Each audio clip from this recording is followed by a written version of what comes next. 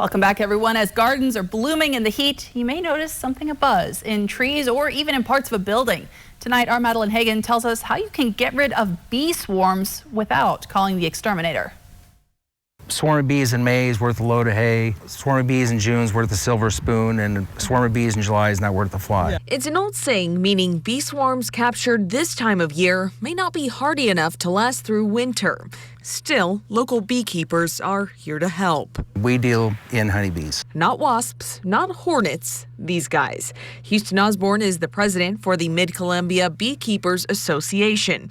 We met at Sunkissed Lavender Farm in West Richland, where the club keeps some bees. There's a lot of science, but there's also a lot of art. Speaking of science, Osborne says if you know what to look for, you can predict when your bees may leave the hive and form a swarm elsewhere. And sometimes when they have it in their mind that they're going to swarm, there's nothing you can do about it. If you call Mid-Columbia Beekeepers Association looking for swarm removal off of your property or maybe something you saw, they'll likely show up with one of these, a bee box with a frame inside to collect those bees and relocate them. Hopefully they've been there a really short time, and when they've been there more than a couple of days, they get kind of hangry and shake the limb and knocks the bees into the box.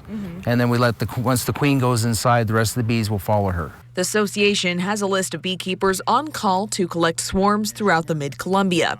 It is free, but they will accept a donation to support their cause. Go collect them if we can. Sometimes they're too far up in a tree, but most of the time we collect the swarm and then we'll find a good place for them. I asked Houston why people should care enough to call beekeepers for honeybee swarms as opposed to pest control. Food production, for one. Even your backyard garden, your home fruit trees. Your honeybees are responsible for, I think it was 2 out of every 3 bites of food that you eat. He says you can also plant a pollinator-friendly garden on your own property or join them to learn what this buzzing is all about. For Cap KVUE Local News, I'm Madeleine Hagen. Now, coming up tomorrow, the Washington State Department of Agriculture is holding a media briefing on Asian giant hornets. That's the invasive species that is known for killing honeybees and has been a big concern in Washington over the past 2 years. We are told Governor Inslee will be in attendance.